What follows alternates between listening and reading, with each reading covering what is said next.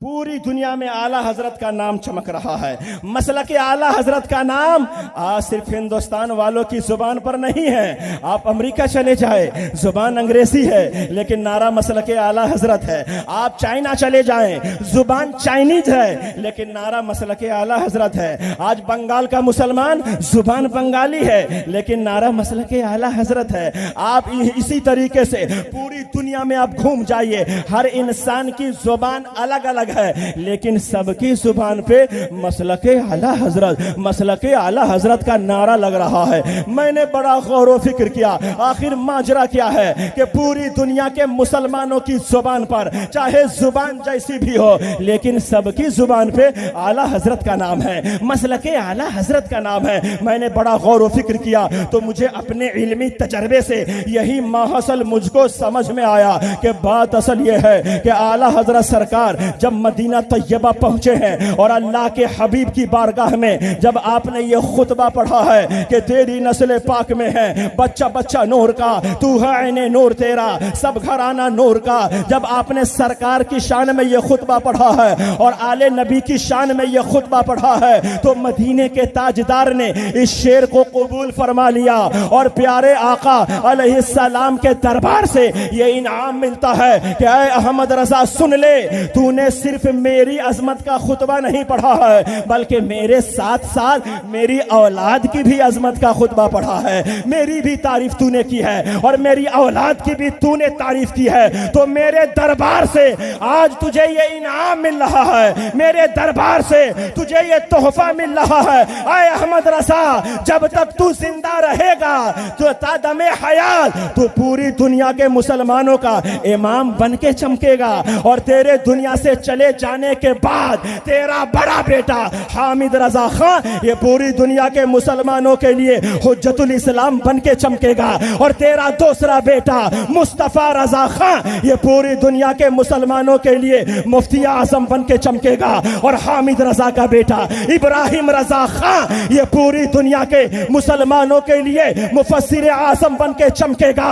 और अल्हम्दुलिल्लाह ऐ अहमद रजा तेरी औलाद की ये शान होगी कि इब्राहिम रजा का बेटा अख्तर रजा खान ये पूरी दुनिया के मुसलमानों का बादशाह बन के चमकेगा। पूरी दुनिया के मुसलमानों का बादशाह बन के चमकेगा। एक दलील मैं सरकार ताजुश शरिया की बादशाहत पे देता हूं, उसके बाद मैं अपनी गुफ्तगू को खत्म करूंगा। एक बार बुलंद आवाज में दुरूद शरीफ सुनाए। अल्लाहुम्मा सल्ली अला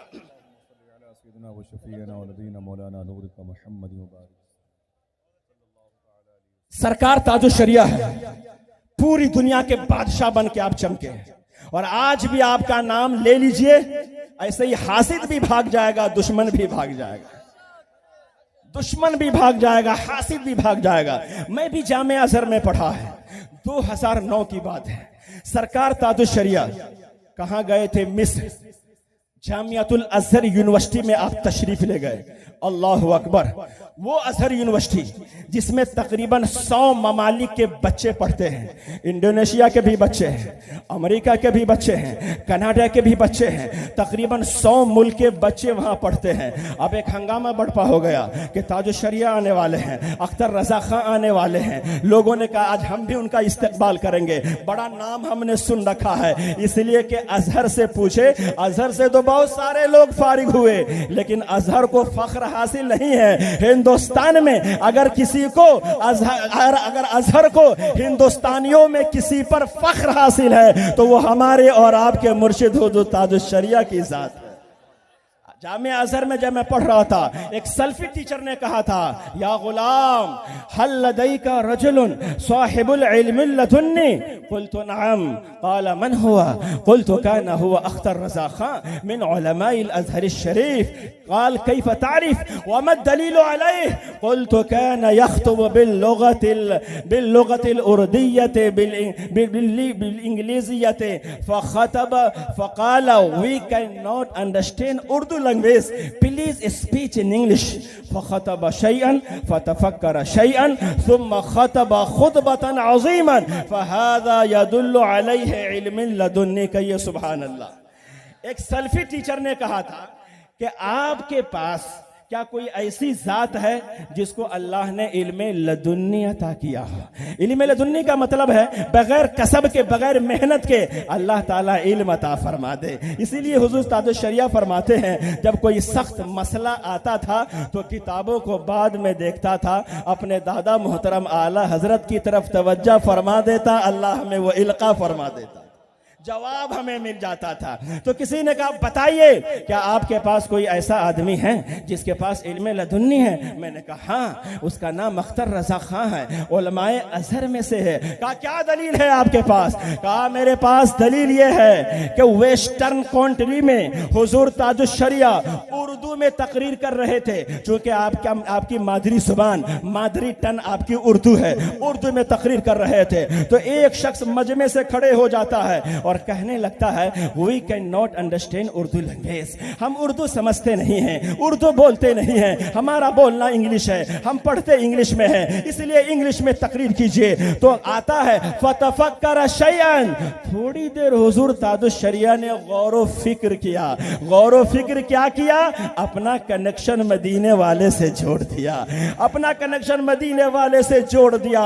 उसके बाद आपने अंग्रेजी में ऐसी तकरीर फरमाई कि पता ही नहीं चल रहा था कि आपकी मादरी जुबान उर्दू है, बल्कि ऐसा लग रहा था कि आपका मादरी टन, आपकी मादरी जुबान उर्दू नहीं बल्कि अंग्रेजी लग रही है। तो यह इस बात की दलील है कि अल्लाह ताला ने हुजूर ताजुश शरिया को इल्म लदुन्नी से सरफराज फरमा दिया। हुजूर ताजुश शरिया है, अल्लाह अकबर, माशाअल्लाह।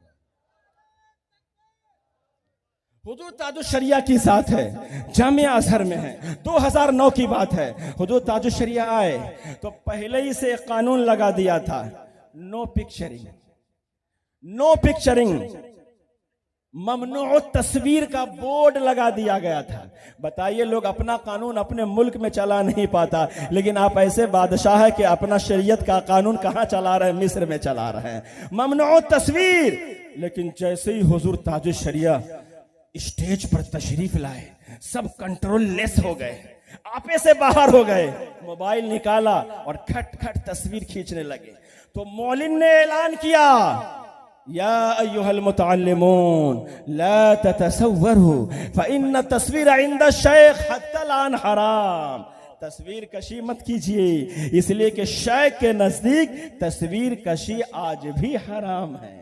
कहां अपना ऑर्डर चालू दे रहे हैं? जामिया अजहर मिस्र में, जहां बड़े बड़े दकातरा मौजूद है। अल्लाह अकबर। उसके बाद सरकार ताजुश शरिया ने जो तकरीर फरमाई, जिसके चंद जुमले आज भी मुझे वैसे ही याद है। आप मजलिस में तशरीफ ले गए, सन्नाटा छा गया। आप फरमाने लगे, नहनु कादिरियून मशरबन व मा तुरीदियून अकीदतन व हनफियून मज़हबन वल मुखालिफून यक़ूलून लना अल-बरेलविय्या कमा युक़ालु अहलु सुन्नह वल जमाअह सूफिया फी हिजाज दमिश्क मिस्र। अल्लाहु अकबर। ऐसी तकरीर कर रहे थे। आपने ऐसी तकरीर फरमाई कि अरबी नस्ल आपको हैरत की निगाह से देखने लगे कि अल्लाहु अकबर, ये कैसा आदमी है जो अरबी नस्ल भी नहीं है, लेकिन अरबी से ज्यादा, अरबी नस्ल से ज्यादा फसीहो बलीग आपकी गुफ्तगू हो रही है। मैं ये सोचने पर मजबूर हो गया कि अगरचे ताजुश शरिया तकरीर कर रहे हैं, लेकिन ताजुश शरिया की जुबान पर मुफ्ती आजम बोल रहे हैं, आला हजरत सरकार बोल रहे हैं, ये बरेली का फैजान बोल रहा है। सारे दकातरा ये कहने पर मजबूर हो गए कि जब बरेली का पोता ऐसा है तो इसके दादा अहमद रजा कैसे हो। आपने तकरीर फरमाई, मैं नहनु कादिरियून मशरबन, मैं मशरब के एतबार से, पीरी मुरीदी के हिसाब से मैं कादरी हूं, और मजहब के एतबार से मैं हनफी हूं, मैं अकीदे के एतबार से मातुरीदी हूं। लेकिन मुखालिफीन ने हमें बरेलवी फिरका कह करके पहचान करवाई है। ऐ लोगों सुनो, जिस तरह दिमश्क, हिजाज, मिस्र में अहले सुन्नत को सूफी कहा जाता है, ऐसे ही भारत में अहले सुन्नत वल जमात को बरेलवी कहा जाता है। बरेलवी कोई नया फिरका नहीं है।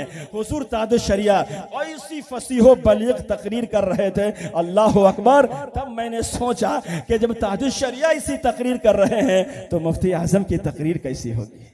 उसके बाद तो आला हजरत के बारे में सोचना ही बंद। अल्लाह अकबर।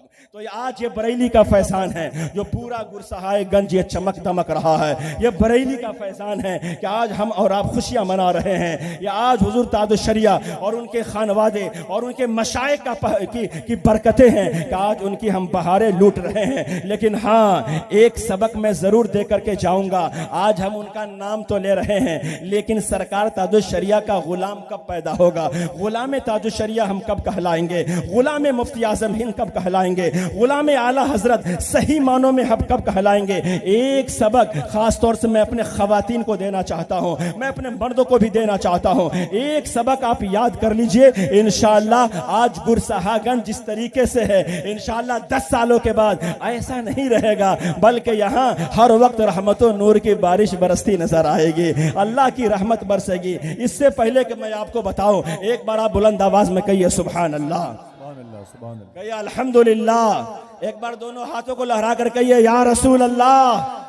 आज जरूरत है कि हम आशिक मुस्तफ़ा बने, अपने बच्चों को बनाएं। आप अपने घर में इस्लामी माहौल कायम करें। हमारा खाना इस्लामी हो, हमारा पहनना इस्लामी हो, हमारी सोच इस्लामी हो, हमारी फिक्र इस्लामी हो, तब जा करके हमारे घरों पर रहमत बरसेगी, हमारे घरों पर अल्लाह की रहमत की बरसात होगी। कैसे बरसात होगी? आज हम और आप जानते हैं कि पूरी दुनिया में सबसे ज्यादा माइंडेड लोग कौन है?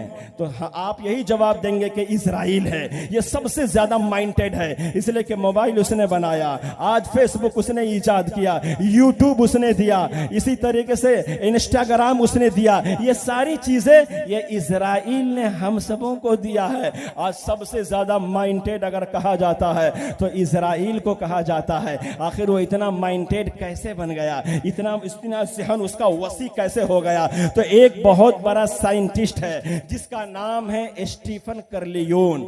वो गया इजराइल ये पता लगाने के लिए कि यहाँ के बच्चे इतने माइंडेड क्यों होते हैं, इतने ज़हीन क्यों होते हैं, इतने चालाक क्यों होते हैं। क्या कोई स्पेशल खाना खाते हैं या स्कूल में अलग से कोई सिलेबस चलता है? आखिर सबब क्या है? तो स्टीफन कर्लियोन गया, इजराइल गया, 3 साल तक वहां रहा और 3 साल के बाद उसने एक किताब लिखी। किताब का नाम रखा द फूड ऑफ द प्रेग्नेंस।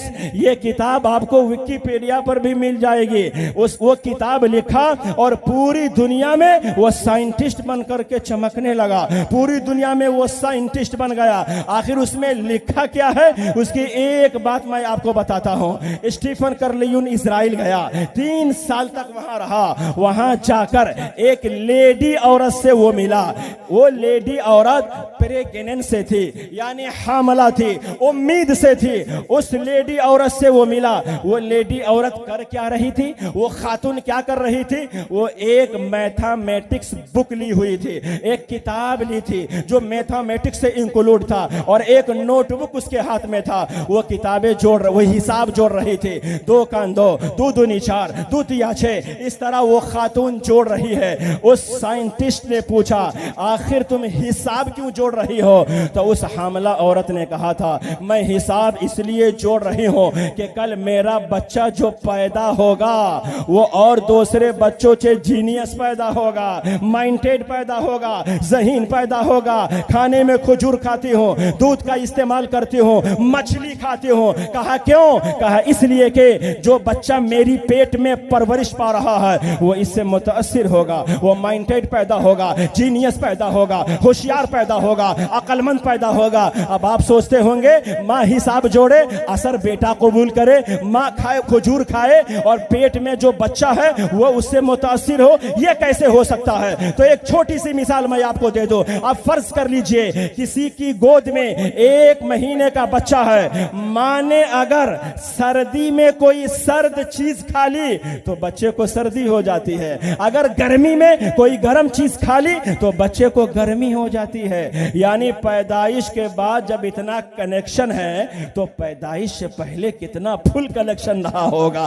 पता क्या चला कि हालत हमल में माँ जो करती है बच्चा उससे मुतासिर होता है, बच्चा उसे कबूल करता है, बच्चा उसे ले लेता है। उसने ये फार्मूला दुनिया वालों को आम कर दिया कि हालत हमल में माँ जो करती है बच्चा उससे मुतासिर होता है। ये फार्मूला दुनिया वालों को दिया और वो साइंटिस्ट बन गया। लेकिन जब यही बात आरिफ रजा अजहरी के पास आई तो मैं ये कहने पर मजबूर हो गया कि स्टीफन कर्लियोन, ये तुम्हारी नई तहकीक नहीं है, तुमने इस्लाम को पढ़ा नहीं है। तुम जरा इस्लाम को पढ़, जरा पीछे चल, जरा और पीछे चल। 400 सदी हिजरी में अभी सरकार गौसे आजम अभी पैदा नहीं हुए हैं, माँ के पेट में है। माँ ने हालत हमल में वजू बनाया, मुसल्ला बिछाया, कुरान पढ़ना शुरू कर दिया। माँ ने पहला पारा पढ़ा, गौसे आजम ने पेट में याद कर लिया। माँ ने दूसरा पारा पढ़ा, गौसे आजम ने याद कर लिया।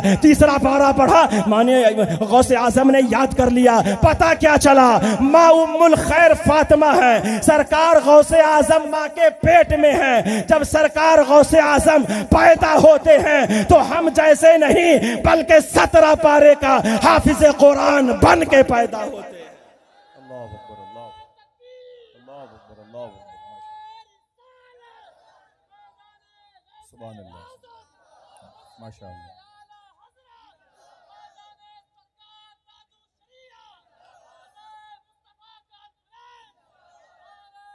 पता चला it is not your new discovery, ये तुम्हारी नई तहकीक नहीं है।